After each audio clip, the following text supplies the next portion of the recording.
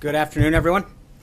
Thanks for joining us a little earlier than normal today. I want to make sure that the pool has plenty of time to set up for this afternoon's major event. I'm excited to announce that next Monday, on April 24th at 10 a.m. Eastern Time, the President will speak via video conference with the commander of the International Space Station, Peggy Whitson, and her fellow astronaut, Jack Fisher. In 2008, Dr. Whitson became the first woman to command the International Space Station, and on Monday, she will break the record for the most time spent in space of any American astronaut.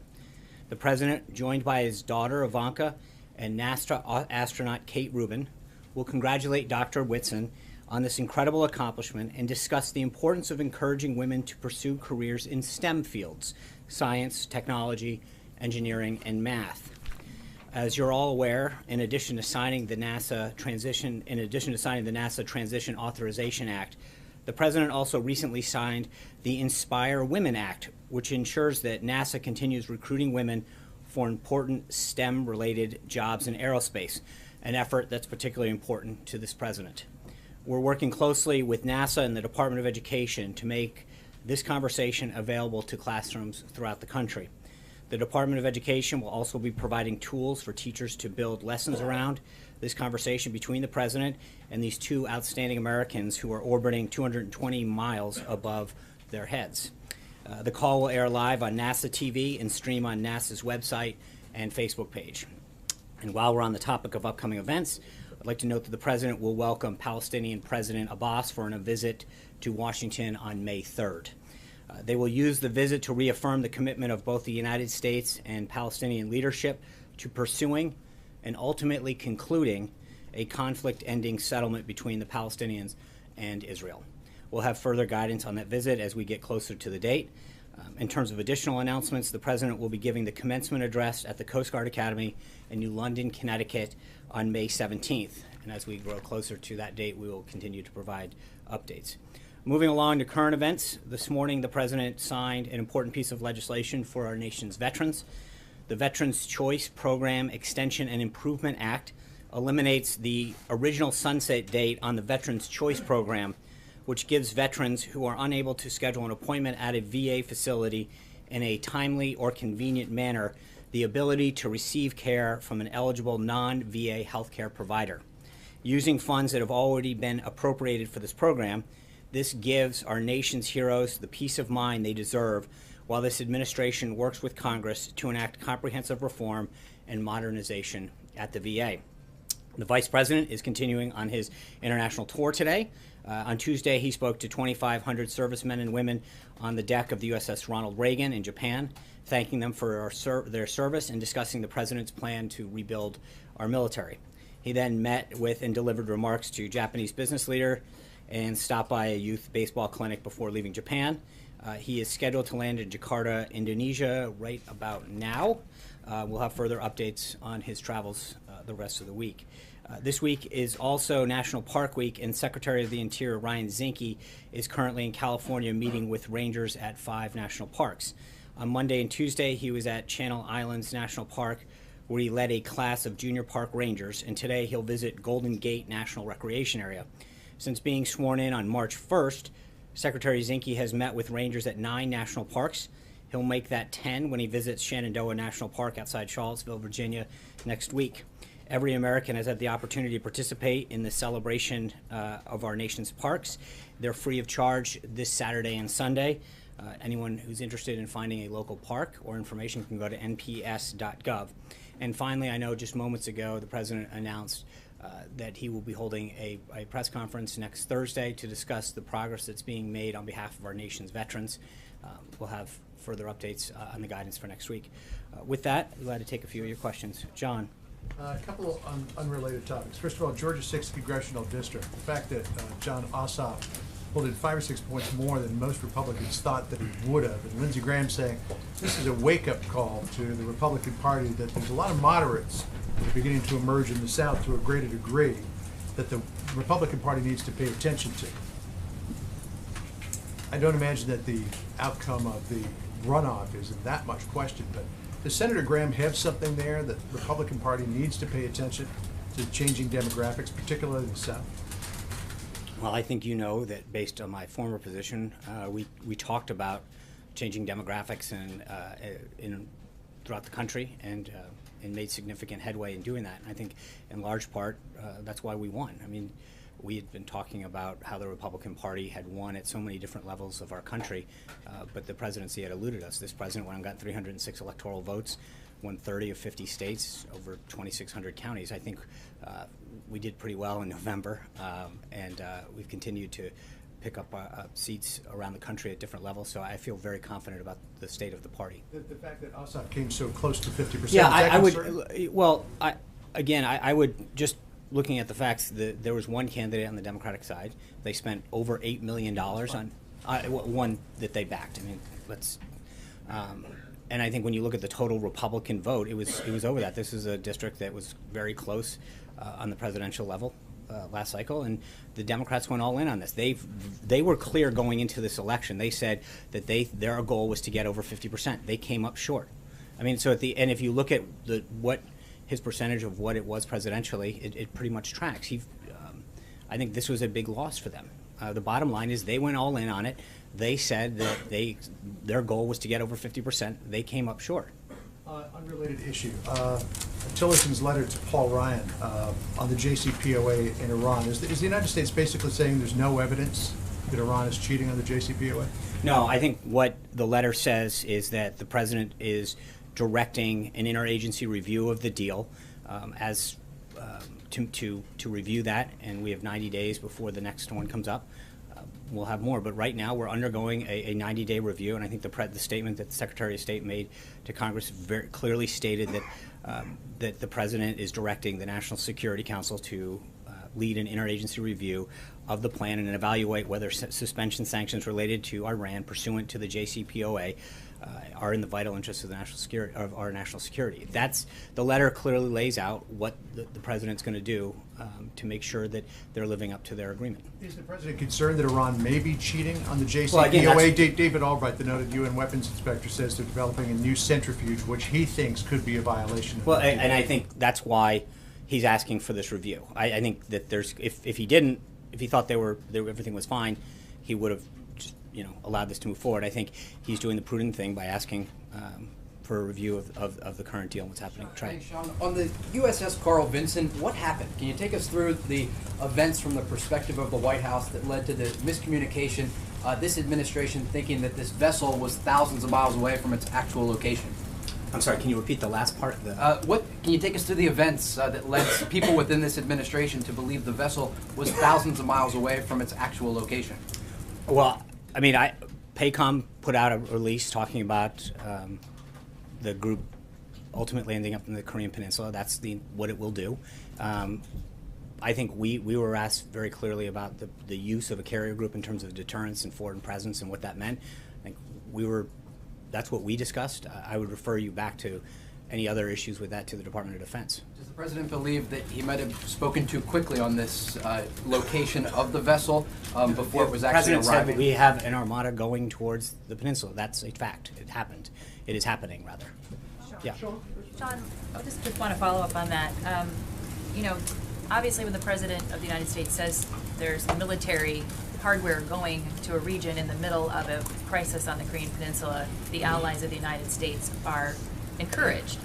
When that happens to not be the case, they can interpret that as a false encouragement. So how is this White House explaining to South Korea and Japan that in fact during the build-up and the actual DPRK missile launch, there was no USS Carl Vinson off the coast respectfully, of the Korean Jessica, I would Peninsula? ask you to either touch base with PACOM or the Department of Defense. The statement that was put out was that the Carl Vinson group was headed to the Korean Peninsula. It is headed to the Korean Peninsula.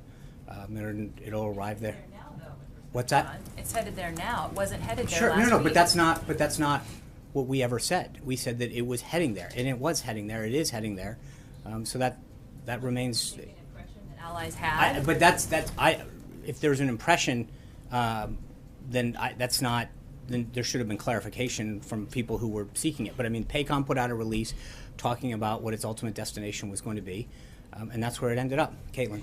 Well, why did the administration never clarify? Because it definitely, the intent in media reports was that it was headed there now. and now it's going to be there But that 2 weeks wasn't, later. with all due respect, that's not my, we were asked a question. Don't comment on it, though. I know, no, that's not true. What I was asked was what signal did it send that it was going there? And I answered that question correctly at the time, that it signaled foreign presence, strength, and a reassurance to our allies. That's a true statement.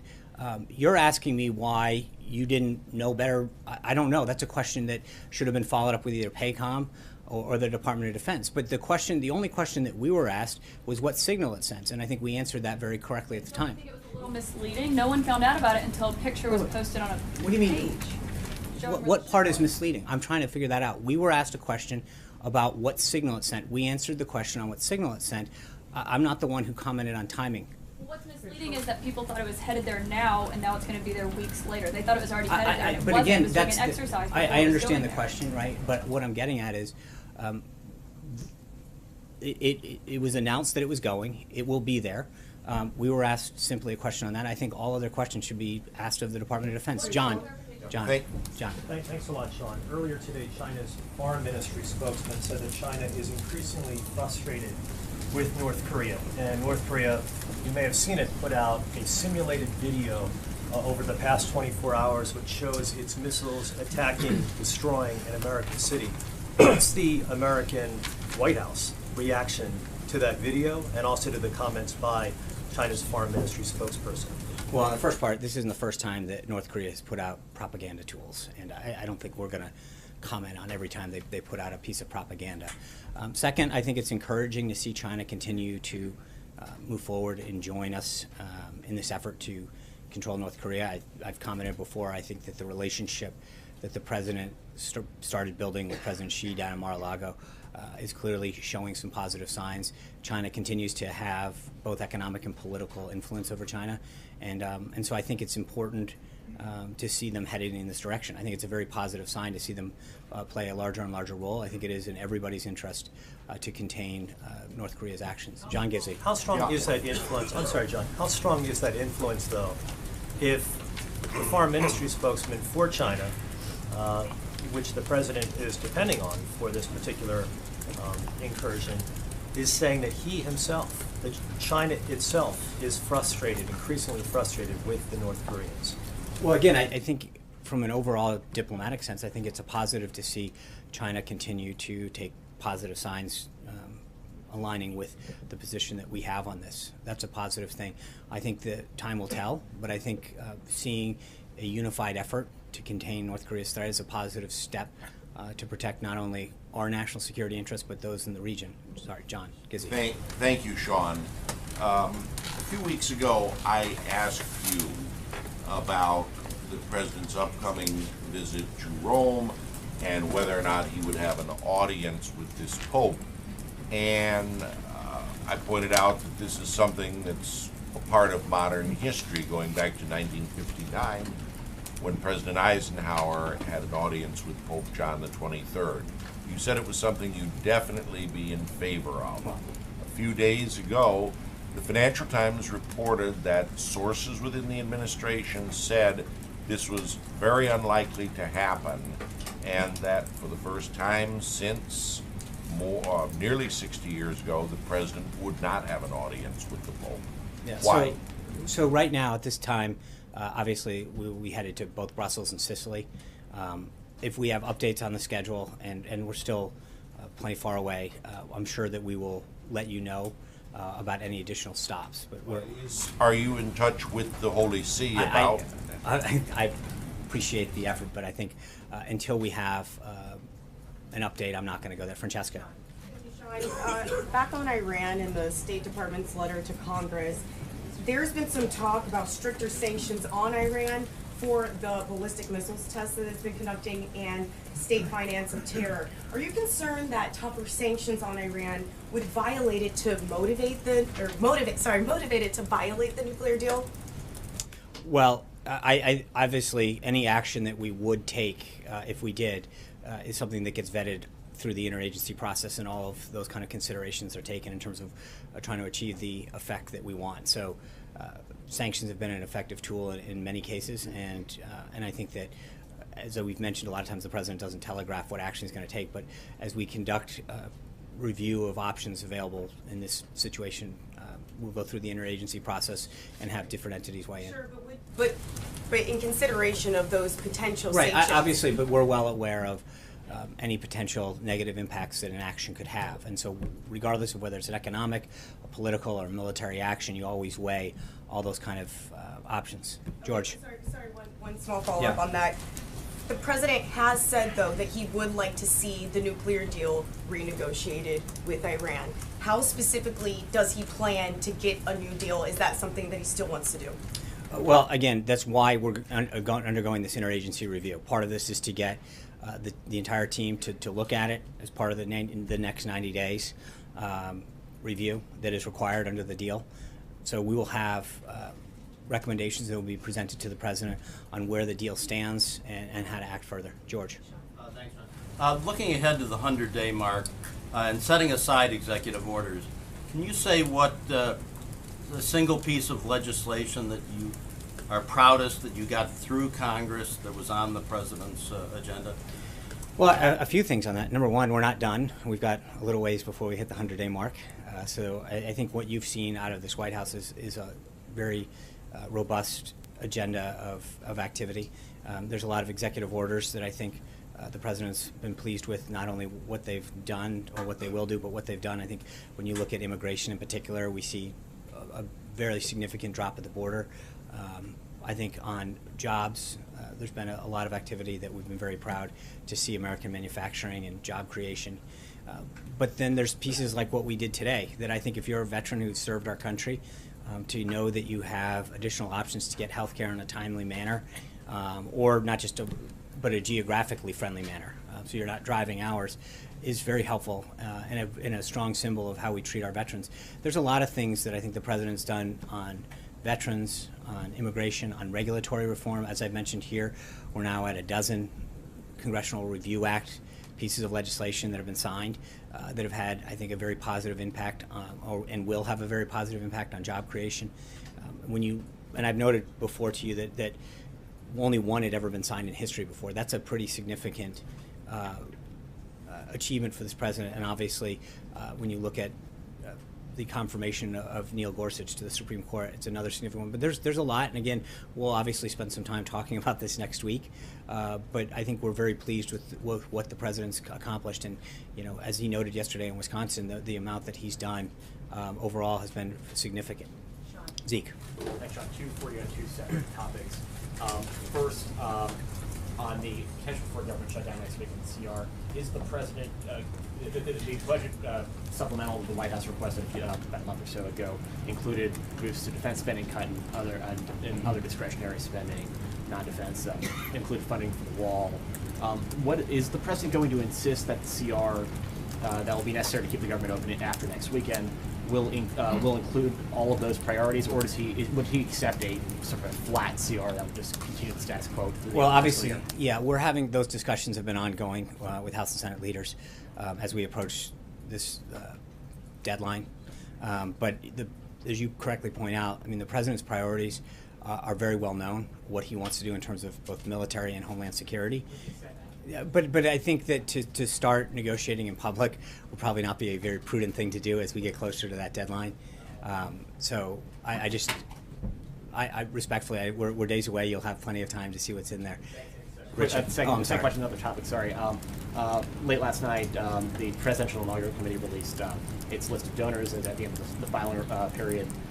It included, raised record amounts of money, obviously, included lots of money from corporate donors, many of them who have business before the administration. As the president who ran on the Drain the Swamp slogan, concerned about the perception, certainly, but also any or the potential for any real conflict of interest between some of those donations coming into supporting his inauguration. No, I mean I think that this is just like a campaign in the sense that you have there's full there's disclosure on this for a reason so that you know what's happening. I think funding the inaugural committee has pretty much been a nonpartisan activity that is going back every administration, going back through administrations. So this is a time-honored tradition. I think a lot of Americans and companies and entities are proud to support the inaugural, and I think that you've seen that over time the people who have been, there are a lot of people who really take pride in helping us show the world a peaceful transformation of power. Richard. Thank you, Sean. I just want to go back to Wisconsin yesterday. You want to go back, huh? It's nice. It's the president said about the issue with the local dairy producers, dairy farmers, that the White House was going to work on that very hard immediately. Actually, starting today, that's what he said. Calling Canada and asking for solution. Has the White House been in contact with anybody in Canada, in Ottawa? I'll have an update for you, hopefully at some point on that. But I'm well aware of the president's comments on that. I think it's a very important issue for people in Wisconsin, and the president looks forward to following up on that. Who's going to go fast on this point? I think all I will say is that the president is going to make sure that we follow up on that. David Jackson. Very quickly, he said that on NAFTA he wants very big changes, or we're going to get rid of it once and for all. Are we at that point, like very big changes? Well, I think we'll see what pans out in the negotiation. But I think there's an opportunity. Can I just? Need some help? I think I got this, but thank you. Maybe. All right, thanks, man. I'll see you in a minute. Hold on. All right, that was cool. Real quick, how do you follow that? Just to John Gizzi's point, I just want to make sure I note that we will be reaching out to the Vatican to see if a meeting, an audience with the Pope can be accommodated. We'll have further details on that. Obviously, we'd be honored to have an audience with His Holiness. David, I'm sorry, I called on David first. Thanks, Sean. What's the White House's reaction to the deportation of Juan Montez? He's a dreamer from California, Right. apparently the first one to be sent back. I think there's that situation is evolving right now. There's a lot of things that are being looked at in terms of the circumstances surrounding that, and I'd ask you to stay in contact with the Department of Homeland Security. Did President Trump say he didn't want the... I think that I don't want to comment right now in the sense that there are some circumstances regarding that I think that need to come out or be further looked into, and I think getting ahead of that could be an issue. So I just respectfully, I would say that I don't want to rush to judgment. I think there's a lot of additional details that are coming out about that issue, and I think the Department of Homeland Security is probably the best place to get updates. Okay, Helen. Two topics, and one of those is a follow-up, but I want to ask about Georgia 6 here. You can ask Ron. Two quick ones on that. Is the president planning to campaign for the Republican challenger there? Will he go to Georgia to get out the vote? I don't know. If needed, I think the president's going to make sure that he does everything he can to maintain majorities and further the party, but we'll see if we're needed. Is he expending too much political capital on a race that Republicans should be winning easily? Well, it's interesting. I thought that some of the coverage was a little intriguing as I watched it. Suddenly, the Democrats went all in on this race. They spent over $8.3 million. They said on the record that their goal was to win this race. They lost, and the reaction has somewhat been, that they almost won. No, they lost. They made very clear what their goal was in this race. They spent $8.3 million and threw everything, including the kitchen sink, at it and lost. And so, 2 months left, though, right? no, not in terms of what their stated goal was. They said that their goal last night was to win the race with over 50%. They spent $8.3 million. They didn't run for a runoff. They ran to win last night, and they lost. And so anything short of describing that as a loss is sort of inconceivable to me in the sense that that's literally what they said their goal was to do. And they said, we want to win Tuesday night with over 50%. They came up short of their goal. They put all the money that they had in there, they put all their firepower, and they came up short. So it's a loss. And there's no other Mara. Can I just follow up on David? I just for that second topic for you on deportations, and I'm not speaking specifically about this case because I understand that you're referring over to DHS, but there seems to be a little confusion. So if you can clarify, what is this president's position on undocumented immigrants living in this country who have not committed serious crimes? I think the president's priorities on immigration have been very clearly laid out. First and foremost, he wants to make sure that people who have committed a crime or pose a threat to public safety are dealt with first and foremost, and that we would continue to address immigration going forward. That's So what is the and I guess my question is those who have not posed a threat. right, and or I are think not that, perceived as posing a as I threat. said, I mean, the goal and the focus has been on people who pose a threat to national security or in some other way in violation. But these cases have come up, I people who have understand. not posed a threat. So But- I guess but that's even again, Jeff and I would Sessions said it was confusing I, today. I would respectfully suggest that in this particular case, the facts are not completely out yet. So I'd rather not jump to judgment on what's happening. But there's also a case in Ohio, so I I'm not understand. trying to belabor the I- point. I- There are other Mara. instances. Mara. Thank you. I just want to get a little more clarity on Iran. Mhm. Is it the president determined to pull out of this agreement, as he promised during the campaign, or will that decision be determined by this review? I think part of the review, the interagency process, is to determine where Iran is in compliance with the deal and to make recommendations to the president on the path forward. So he might or might not decide to pull out. I think that's why you undertake This is a. up in the, this decision has yet to be made, That's why he's doing a review. because that was a campaign promise. Right, and I understand it. And the point that I'm making is that he asked the interagency team to conduct a review, as the secretary laid out in the letter last night. Anita. Sean, two questions on one issue.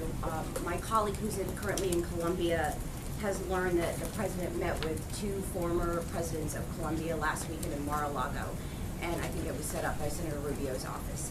And so I had two questions. One, well, first, some people there are saying that it's to undermine the current president's visit next month before he comes here next month. So two questions. One, why was that not released publicly to the press, to the pool at the time? And secondly, can you talk a little bit about the point of that visit, and do you all stand by the Colombian peace? Yeah, I'll be glad to look into the circumstances. I don't have anything for you at this time, so I will get that something and then read it out. Saying that didn't happen? No, I'm just No. saying I'm unaware of the that So can you get back to me on the policy can. issue? But why not release that if that's the case? because again, I don't know that it's the case, and so until I know, I think it would be tough to answer the second question. Thank you guys very much. We'll have an event for you tomorrow. Take care. Have a good one.